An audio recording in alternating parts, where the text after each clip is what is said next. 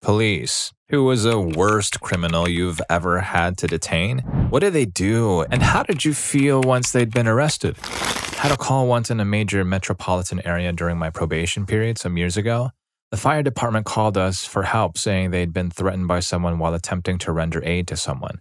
My partner and I got there and saw the FD just standing around, so we thought, okay, this guy's probably gone and we'll just have to take a report for them and get to our next call. That's the first time I heard the screams of someone about to pass away. The shrill terror in a person's voice is completely distinguishable from your everyday scream for help or yells of anger. It sends a shiver down your spine. My partner and I didn't have time for backup to arrive or make a tactical plan, so we entered an apartment complex by ourselves and followed the screams until we located a door we thought they were coming from. I knocked on the door and we entered to find a man ending a woman. As though a scene from a movie after the backup comes running to clear the rest of the apartment while I awkwardly handcuffed this man. This is also the first time I held a person while they were fading away, which isn't particularly pleasant either. The man passed shortly after in the ambulance, even with the fire department outside already. We later discovered the man was on substances and suffering from mental illness. He had attempted to end himself a week prior and failed, so the higher-ups believe this is how he wanted to finish himself off. The woman survived. And this is why people shouldn't just excuse people for being mentally ill. Yes, mentally ill people can be dangerous, even unarmed. Story 2. Received a call from a concerned neighbor in an apartment complex. She advised a female upstairs was screaming for help. Me and my partner conducted a knock and talk, and a very large male answered the door. We asked him if anyone else was in the apartment. He looked back towards the bedroom, turned and looked back at us, and paused for a second and then said no. Me and my partner looked at each other, sensing something was wrong.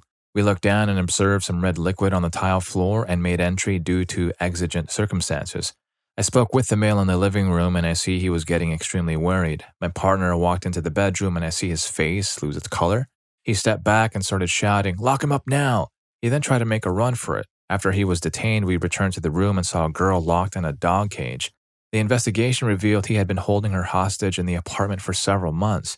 She was unable to stand. The bed sheet, which I could only assume was once white, was completely covered in stains.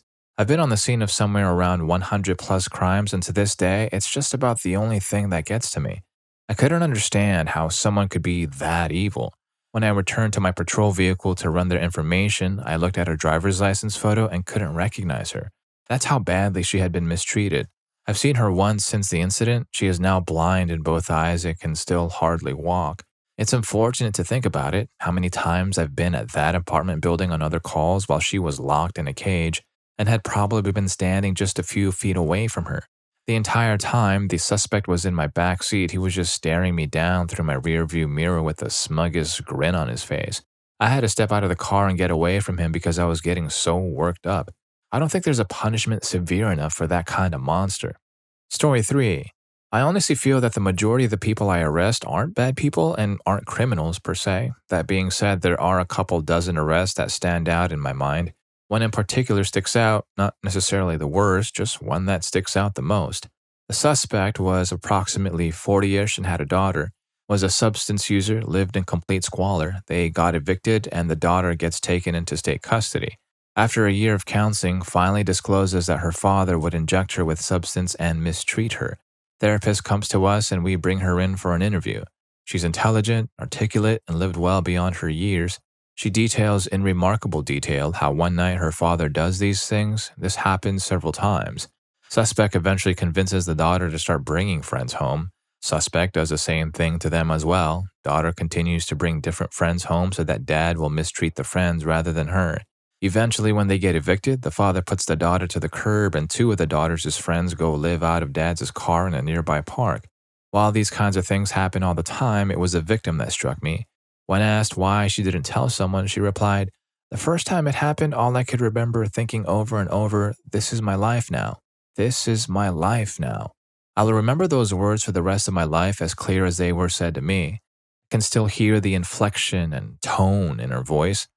About 8 months later, I ran into one of the other victims, the daughter's friend.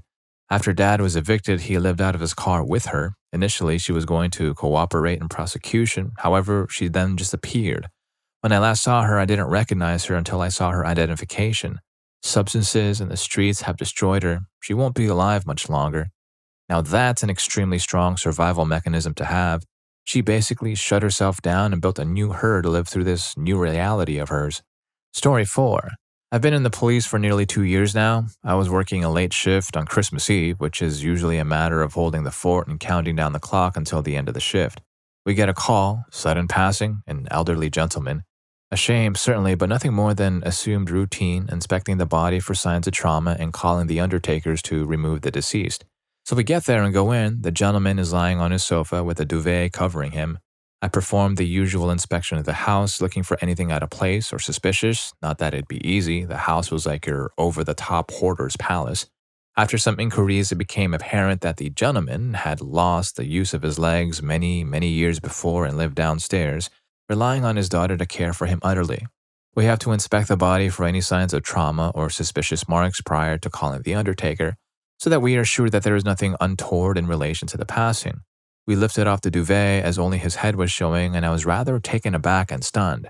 The main images, having studied history at university, that came to mind were the pictures from the liberation of the concentration camps. This man had been gone for no more than 4 to 5 hours. He relied on his daughter to care for him, and he clearly had not been. He lay there in his own mess, wasting away without anyone properly looking after him. It was despicable. Passing has a very distinct smell. It clings to your uniform and your body.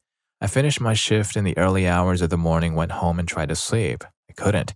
I just lay there, eyes wide open, the man and his haunting stare taking centerpiece in my thoughts. In the end, I thought, who cares? I'm not going to sleep at this rate. I got in my car and drove the 100 miles to my parents to spend Christmas Day with them. To end on a slightly more humorous note, whilst opening one of the doors in the house, a cat jumped out of the darkness at me, and I absolutely scared myself, nearly tumbling down the stairs with a shrill yelp. The daughter ought to have gotten some kind of punishment, right? I can't imagine she got away with something like this, because neglect like that is terrible. Story 5. Late to the party, but whatever. We got a call for a home invasion. 3 guys knocked down the door with a Tech 9 machine and put everyone on the ground. However, one of the sons who lived at the house was able to escape out the back. He ran to the neighbors and called 911.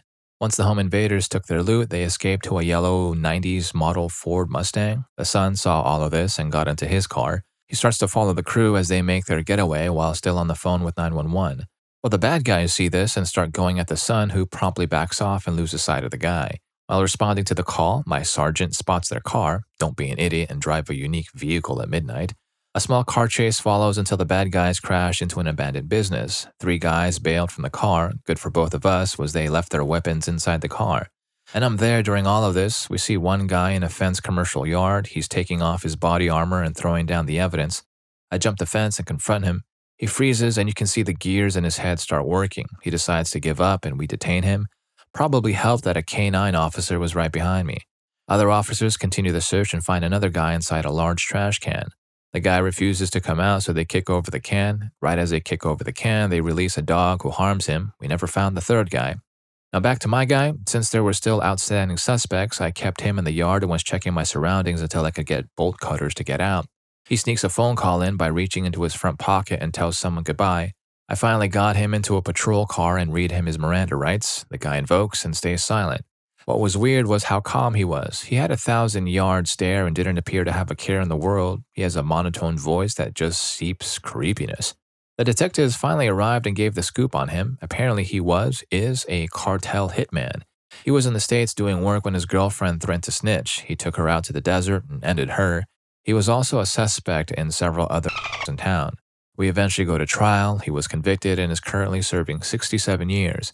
The other guy we caught was going to go to trial. However, he saw the outcome and decided to take a plea for 25 years. I'd rather have good police come late to a party than never come at all. Story 6. Several years ago, I was called to a rural residence in my jurisdiction for a heated disturbance involving weapons. I work in a rural county that covers almost 1,000 square miles with 3 other deputies. 4 deputies are on duty at any given time covering this area. To ease in keeping up with the story, the criminal will be called Grandfather in his upper 60s. The son of Grandfather, the 911 caller, will be called Son in his 30s. And the victim/granddaughter will be called Child. So when I arrived on scene, I saw the son standing with a weapon in his hand and the weapon stuck in the mouth of the grandfather, who was on his knees. This took place in the front yard of this residence. My camera and audio was rolling due to me running and light siren to this call, so all of this is recorded and played a significant role in the prosecution. I slid to a stop and exited my car expeditiously while taking cover behind the driver's side wheel well. I had my weapon out quickly and began giving commands to the son. He was in tears and screaming. The grandfather was motionless on his knees with a weapon in him and hands up. The son was screaming at me that he, grandfather, had been mistreating the son's daughter. I told him repeatedly that I was here to help and all that good stuff. He took the weapon out of the grandfather and threw it behind him in the grass and stuck his hands up. I moved forward and placed him into handcuffs as well as the grandfather due to me now knowing anything else about the situation. I then recovered the weapon and placed it in my vehicle. I confirmed the only other person at the residence was the child who was inside at the window and watched all of this unfold. My help was on the way, but still about 20 minutes away. I brought the son in front of my car to be recorded and asked him what was going on. He explained that he, his daughter, and his father, grandfather to the child, all lived at the grandfather's house due to him losing a job recently.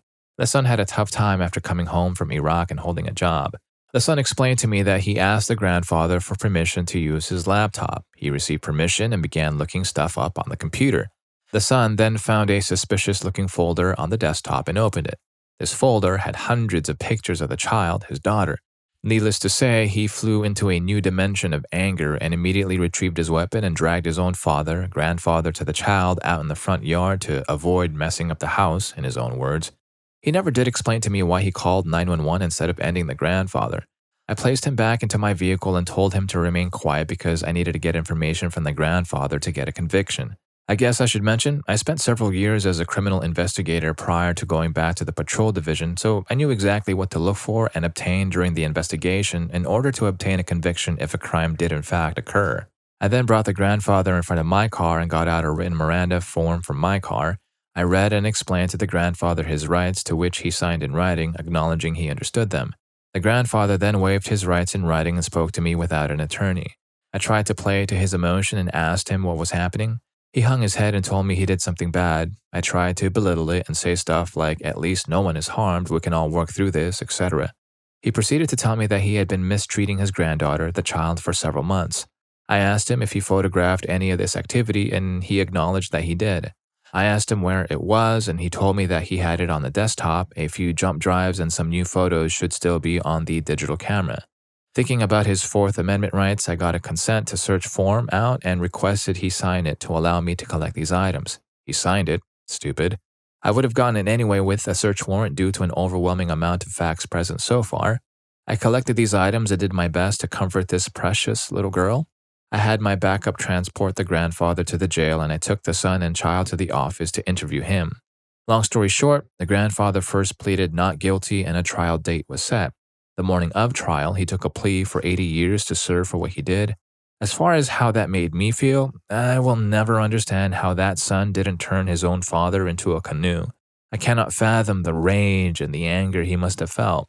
I kept in contact with the son after the arrest and through the prosecution phases. He eventually told me he didn't end him because he didn't want his daughter to lose her grandfather and father in one day. He thought he would go to jail for ending him. I have dealt with more savage people and been in a few rough spots before, but the cold-heartedness demonstrated by this bag of schmuck towards his own granddaughter blew my mind. I know, right? Like the kind of restraint on the part of the son that required him to just hold back barely enough to keep from committing a crime and having his own daughter lose her grandfather and dad in one day? Oh, I can't imagine, but sitting there waiting for him to arrive, 20 minutes or more for the police? I'm not sure I myself could have kept myself from pulling the trigger. Good for him for keeping his head as much as possible in that kind of situation. Story 7. I have one to share. It was a Sunday morning shift. We were briefed at 7 a.m. At 7:15, we responded to a crime at a morning bar. This is a regular dump where there's always dodgy people doing dodgy things, fights, substance use, you name it. So as me and my partner arrive at the scene as the second or third patrol car, a couple of ambulances are also on the scene. I see a black male lying in the middle of the street. Paramedics are working on him. We enter the bar, and there's another black male with a wound. He's conscious and receiving first aid. On the street are intoxicated patrons in chalk. Ambulances arrive, more police and investigators arrive. Descriptions of the perps are radioed out, and the hunt for them commences. We stay on the scene. Fast forward to being back in the station 3 hours later. We have 2 arrests, one perp still at large. We have his identity. The first victim mentioned passes away on the spot, a father of 2. The second lives. A third was already taken to the emergency room as we arrived. All three were black males. The perps were Arabic, and the investigation shows that two groups had been having arguments and small brawls throughout the morning, and the Arabic group was finally thrown out by the bouncer. Agitated, they returned to the scene, one wielding a weapon. CCTV shows him harming the first victim just outside the bar. The victim had just stepped out. Falling to the ground, the perp bows down, and it does it a couple more times. He enters the bar and harms the next black guy he sees. There, he harms the third victim. Turns out this guy had just stepped out of the bus, going to work. Too bad for him, he happened to be black. Luckily, he also lived. Anyway, knowing this and having seen the consequences and the hurting that follows, I had a sick-to-my-stomach feeling about these guys in our holding cells. I had a debrief with a psychologist a couple of days later where I described a vision of me taking my baton and harming this guy right there in the cell. That's the despise I felt. The last perp was eventually arrested in Lebanon or wherever and received a 10-year sentence. He was a psycho. Worst morning ever. Story 8. Oh boy. I grabbed a guy walking down the street with a weapon and one of those 12 can holders cigarette companies used to give away. Yeah, I'm old. So we get the cuffs on him and he starts getting all chatty in the car about all the other weapons that he has. One thing leads to another and we use his statement to get a warrant to get the rest of the guns. We go to the apartment with the warrant and there are hundreds of different firearms and corresponding boxes of ammo and we start cataloging it and carrying it out. Then we notice cases of photo albums and videotapes. I take random samples and as difficult as it is to the normal human being, it's difficult. Confirm that it's someone being photographed doing things. It's logical that given the sampling that the rest are the same too. Well, not enough for the ADA who took the case. I explained to her how we arrived at the number and she said that in order for him to be charged for all the stuff, that I would have to testify that all of it was indeed that. I was the arresting officer. I was swearing out the complaint. I also had to make sure the schmuck went to jail for a very long time. I sat a room in the station house for hours on end going through hundreds of photo albums being destroyed. I viewed videotapes of innocents being swept away and in the end, I wept. I did not stop weeping for days. 20-some-odd years later, I still have my moments, and every so often, I'll see someone that looks familiar and I'll think, it haunts me constantly because I couldn't save them. I'm supposed to defend the ones that can't defend themselves. That was my sacred vow, and yet all I could do was catalog their horror. Story 9. Started out as a shoplifting call. Someone had stolen a bunch of stuff from a hospital gift shop. Surveillance footage was good, which is rare. Good enough, in fact, to identify the culprit as the parent of a kid who was in the ICU. Head up to the ICU to talk to her. She denies everything, but grants me consent to search the room and her belongings. Her son is in a bad state. All sorts of tubes and wires keep him going. I can't remember what his illness was, but it had messed up his body. I was very careful not to disturb him when searching. No luck. I head back to headquarters to write up the report.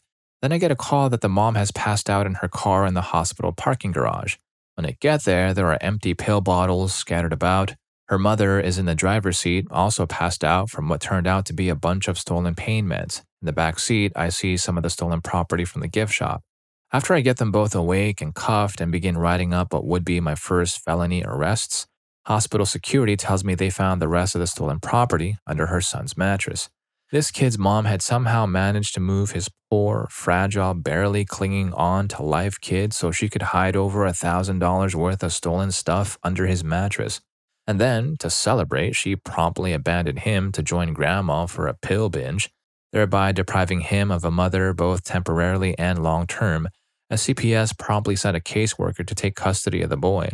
When you ask most cops, we'll say the hardest calls we deal with are the ones involving kids. It's because, up until a certain age, they're pristinely innocent and can be nothing but victims when involved in a crime. But you can also see their future. I hope he pulled through and ended up with a family that raised him right.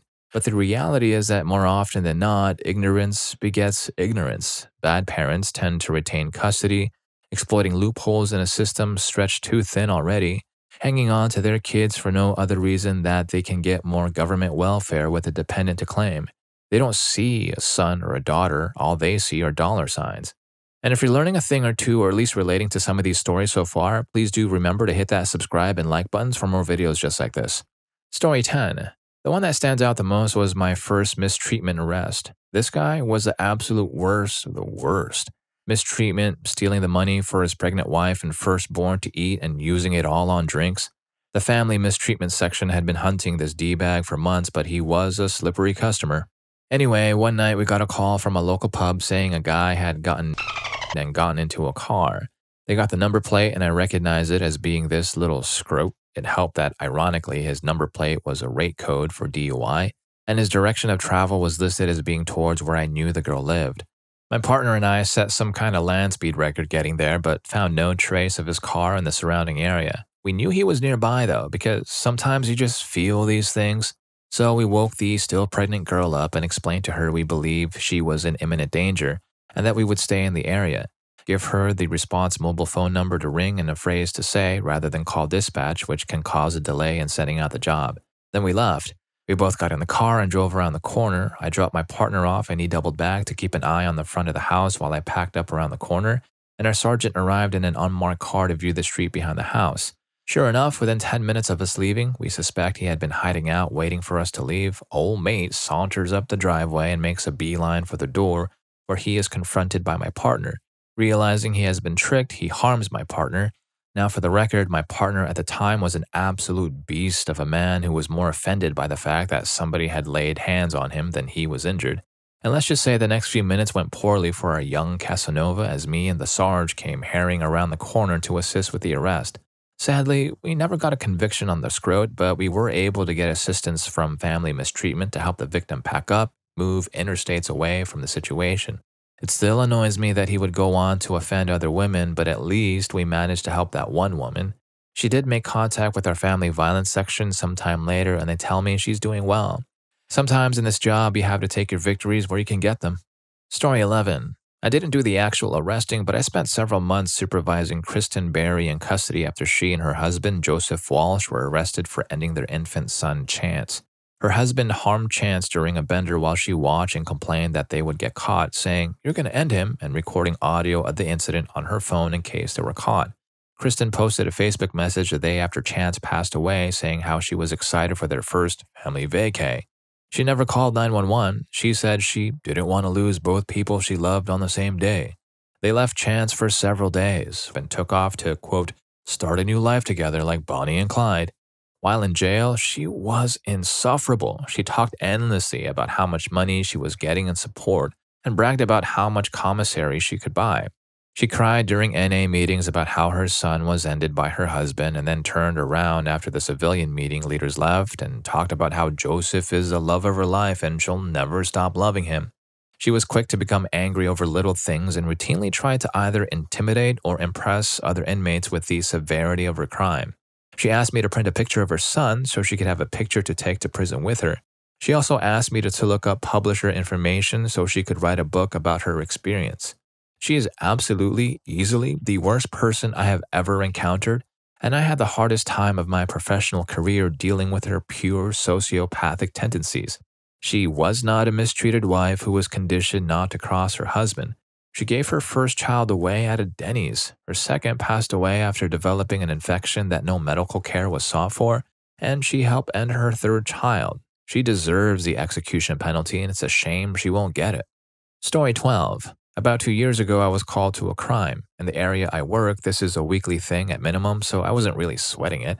Well, we get to the scene and several people run out of the house yelling, "She's been harmed," and "He's still inside." Based on that information, we know we have to go inside and find the criminal and the victim. Well, out comes the criminal, crying hysterically and literally covered in red liquid.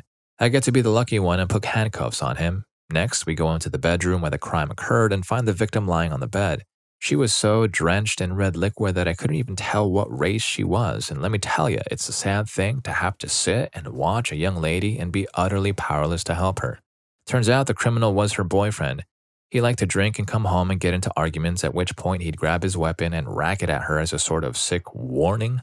Well, that's what he did, except he quote-unquote accidentally kept his finger on the trigger this time. This story has a happy ending, though. The guy is now in prison and the female actually survived by some miracle and appears to be doing all right. It is just unfortunate to think that so many females are going through the same thing but refuse to get help, saying they have nowhere else to go. I understand what they're saying, but in my experience, mistreatment never gets better. Once it starts, it only gets worse. Story 13. British ex-police officer with a major metropolitan force here. So one Friday night in 1987, I was off duty and had been out for the evening. I lived in the center of London then, so I didn't have far to walk. It was a simpler time, no mobile phones, fewer cars on the streets, fewer people. It was a more naive time too, more innocent. But I'll never forget this night though. As I approached my front door, I heard a woman yell out in pain. It's funny how your ear becomes attuned to the different types of scream. This wasn't a squeal or a startled noise or the sound of a girl having fun. It was a bone-chilling sound that penetrated my very soul, and it was coming from a girl I knew who lived a few doors up from me. I'd been drinking, I wasn't paralytic, so let's just say that I wasn't in a fit state to drive. Forget coffee, this was the quickest way I've ever gone from hammered to sober, ever. It was like someone had flicked the switch, I was hammered, then I wasn't. My training kicked in, I'd only been in the force for 3 years at the time, and I was fit, young, and eager. I ran up the street to find my neighbor lying by her front door. Another neighbor had already called an ambulance and was comforting her. I crouched down and held her hand as I asked her what had happened. She worked as a hotel receptionist and had been followed home by a man she'd never seen before. He had followed her up her front path, and as she got her keys out, he'd asked her if she was a streetwalker. When she told him, "No, I'm not," he pulled a weapon from inside his jacket and, without explanation, harmed her repeatedly. She said he'd been smartly dressed and was wearing a jacket and tie. After getting a short description of him from her, I set off to search the area for her attacker. About 15 minutes later, I found myself in the city's main shopping street. It was approaching around 11 p.m., but given that London is a world-renowned destination, there were a lot of people and traffic. I'd seen lots of people, but nobody matching the man's description. As I stood on the pavement looking around, a man caught my eye. He was about 30 yards away from me and was standing around as if waiting for someone, but he looked out of place. I knew instinctively that something about him was off. And to this day, I can't put my finger on it, but I just knew. His face was flushed as if he'd been running and he was sweating. He was smartly dressed, but he wasn't wearing a tie. I approached the man and pulling my warrant card from my pocket, I identified myself as an off-duty police officer. I explained that he matched the description of someone who'd been involved in a crime and asked him about movements. He claimed to have been to a club but couldn't tell me which one nor where it was. He was vague. I asked him if he'd been running. He said yes, he had a run for a bus but had missed it. I asked him if he had any ID on him and he said no, he had left his wallet at home. Then I asked him if he had anything in his pockets. He took out a tie. He said he'd been wearing it but had gotten too hot, so he'd taken it off. I told him that I was arresting him on suspicion of committing grievous bodily harm and went to grab his arm. As I did so, he reached into his jacket and pulled the weapon out. I knocked it out from his hand and it clattered to the floor. As it did, I pushed the man to the ground and began restraining him as best as I could. In a moment of perfect timing that I couldn't have scripted better, a uniformed patrol car was passing and saw what was happening. They screeched to a stop and the crew came running towards us. I identified myself as an off-duty police officer from a neighboring station, and after using one of the officer's handcuffs to secure the prisoner, I explained what had happened. After we had driven to the station, the prisoner was processed and interviewed. He admitted harming my neighbor with a weapon but offered no defense nor explanation for his actions. He was charged with GBH with intent and appeared in court a short time later. He pleaded guilty and was sentenced to 6 years in prison. For my own part, I received a commendation from the commissioner. My neighbor's face was tended to by an excellent plastic surgeon who did great work. A few months later, the visible scars had diminished considerably and were hardly visible. Sadly, the scars inside her took rather longer to heal. Story 14. I've only been in the police force for just over 18 months now and have just got off being a probationary constable here in Australia and haven't seen or attended anything horrifying in comparison to some of the other posts here in the thread. So I thought I would share a story that my dad had experienced in the force. I believe this was about 8 years ago now. My old man was a detective and had been a copper since he was 18. He had been a detective for over 10 years prior to the occurrence, so he had seen and experienced some horrible things, so it was fair to say he was somewhat climatized, but I know this did shake him to the core for some time. He and his partner had received a call to attend a crime scene at a residence that was known to the police. It was home to a couple who were users and had 4 children. What had happened was the mother went out to get the couple's necks fixed and left the father to look after the kids. Allegedly, the young baby was crying and crying and crying for some time, and from what I know, the dad couldn't cope with it any longer. The police attended the scene after a neighbor heard screaming and was always concerned for the children's welfare. The other kids suffered from mistreatment, and the authorities finally removed the kids and placed them into foster care. Story 15. When I was in SC, I recall an incident at a taxi rank late on a Friday night. It was near the end of the night, like gone past 3 a.m., and most people leaving the town center. We were all grouping up, getting ready to return to the station when we heard loads of car horns going off. About 7 of us ran around to the taxi rank where all these drivers were trying to attract our attention to some intoxicated guy harming some poor girls. We quickly stopped and arrested the man, started moving people on, and whilst the Sarge was talking to the woman, trying to see if she was all right, this twatty, skinny little schmuck started shouting, leaning right into the conversation, "Don't tell these guys anything, love," and things to this effect. After a few comments, the sergeant stood up and turned to this guy who was trying to lean close to the conversation, and because of this, was knocked over when Sarge stood up. Now, this particular sergeant was a firm but fair man, never usually spoke of tone or in any way to demean or antagonize anyone, but on this occasion, he unleashed such a torrent of a verbal beatdown on this man that he scarpered away, tail between his legs. Not exactly to the same caliber of these other stories, and I didn't perform the arrest, but seeing that guy get put into place like that by fear of the sergeant was a pretty good feeling. The woman was seen to and luckily only had minor injuries. Story 16. Police officer. A few years back, I got called to a priority job, worked in a country with unarmed police. Neighbors hear a girl screaming and knocking from the neighboring unit. I work in a small town. The only backup was 20 minutes away dealing with something else. I had to go. No one else was around. So I arrive and start walking up the driveway. All is quiet. A male comes out from down the side of the neighboring unit. The one that called asks me, "What do you want?" I recognize the male as an offender. Ask him why he was down the aisle of the unit. "I live here." I knew he didn't. Local knowledge. "All good. What's your name?" "Get stuffed. I don't have to tell you." Technically true. "Why are you down that side of the person's unit?" No answer. I tell male he's under arrest for trespassing. "No, I'm not." "Put your hands up behind your back." "Bring it on then." I pepper spray him and deal him with my flashlight. He puts up a fight. I quickly got him on the ground. Arrested, cuffed, and dragged down to my patrol car, crying like a baby. Male has spent most of his life in prison for various crimes. Gets some weak sentence, 5 years or something. Turns out he had gotten hammered and walked to his partner's daughter's house and tried to mistreat her while she was asleep in a room with her baby. Only reason he didn't was because he was too hammered to get a move on. Frustrated, he harmed her instead, told her if she screamed he'd end her and the baby. I only wish I had harmed him harder when I had the chance. Story 17. This guy and his wife start arguing in their apartment in South Los Angeles. It escalated into the guy picking up the baby and harming the baby. As I sat in the front of my police car with this guy cuffed in the back seat, all I could think about was a Pulp Fiction type turnaround and end him so it would never happen again. It was very early in my career and made me think about whether I could handle 25 to 30 more years of these kinds of things and what kind of person it would turn me into. The child actually survived and the man was convicted. I'd put this incident away in a little sealed box in my head and forgotten about it until seeing this thread. Now I'm sweating and angry again. For some additional info, as I've sat and thought about this, I know that the baby had injuries and they were concerned about brain damage. I know that the child survived, but I never followed up because I completely put this out of my head and until the thread popped up. You could say that I'd completely forgotten about it. The best I can recall was that the guy got 18 years in prison. Yeah, this is why I also struggle to understand how people remain in police for so long. It's not an easy job at all. Story 18. Police officer here. I remember getting a call one time of a guy who was on a substance creating a disturbance at a local hospital. First officer gets there and they immediately start fighting. I eventually get there and help my partner cuff this guy. He's a big-time criminal and super out. 2 other officers arrive and the guy is just laying on a hospital bed and we're all just waiting for the medical clearance paperwork so we can book the guy into jail.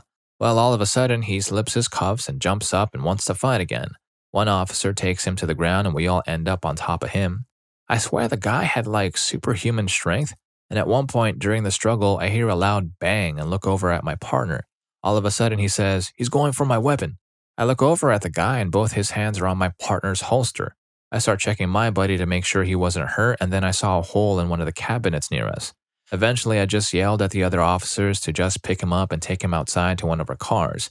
We carry him outside and I'm looking around the ER and it's a ghost town. Once outside, we shackled his legs to his hands and I took him to the county and booked him. Needless to say, it was an unforgettable night. Story 19. UK, the job started as a simple concern for welfare, aka check that someone is okay. I get asked to go to an address and check that there is nothing untoward or people passing away inside. Pretty standard with 99% being straightforward and dealt with at source. I got told that a guy had been arrested the previous night around 11 p.m. and it was his house. I get to the house, curtains drawn and no sign of life. Then I knock and shout, "Hello, police," through the letterbox. Then a kid appears. He's in there all night by himself and his father, the guy who got arrested but hadn't cared to mention this fact. I ask him if he's okay. He says he is. I have to put the door in, so do so as quietly and gently as possible. I get in and, oh, dear Lord, there's another kid, both absolutely filthy, living in what I can only describe as squalid conditions. McDonald's cartons everywhere, dirty clothes, just all kinds of things. The smaller of the two kids had clearly taken a mess in the corner of the room, and it was horrendous. The kid tells me they haven't had anything to eat or drink, so I go to get him something. Nothing in the house, no cups, no juice, nothing that they could eat without preparation, Tims, etc. More of my colleagues arrive and I take a look around the house. Both kids share a room with a bed each, but one pillow and one duvet between them. All the walls have been drawn on, the bathroom hasn't been cleaned in years. Then I go to Dad's bedroom. Grass farm is in operation, nothing to stop these young kids going in and helping themselves. All this unravels and I'm finishing off seizing evidence. I take great pleasure in going into his cell and further arresting him for child neglect and cultivation of grass. Absolute schmuck. Story 20. I thought seriously about writing a book, even a free Kindle book of my many, many experiences. I'm sure I'll never follow through though. So one of the worst was a female suspect who had an hour or two previously harmed her elderly neighbor with a kitchen utensil because the neighbor asked her what she was doing on her patio. This was the one time in my life I have looked into the eyes of someone and knew with 100% certainty that a person was crazy of like the most insane kind. Later, as a detective, I sent many people to prison for the rest of their lives and for good reason. One such man, I guarantee you, spent about 40 years of his life touring the country mistreating young boys or worse. He likely left at least a few of them in shallow graves somewhere. He was the smartest, most savvy criminal I've ever even heard of, and it took me many months to figure out who he was and find him. His trade craft was well honed, and it took a long time before someone was actually able to catch him. I could write a book on that case alone since I became obsessed with it, and my refusal to give up eventually led me to a lucky break that led me to him. Then again, maybe not. It had an anticlimactic end as I easily placed him in cuffs, and now he will rot in prison. And if any of these stories got to you, here's more for you. YouTube thinks you're going to love this. I'll catch you in that video, and thanks for hanging out with me on this one.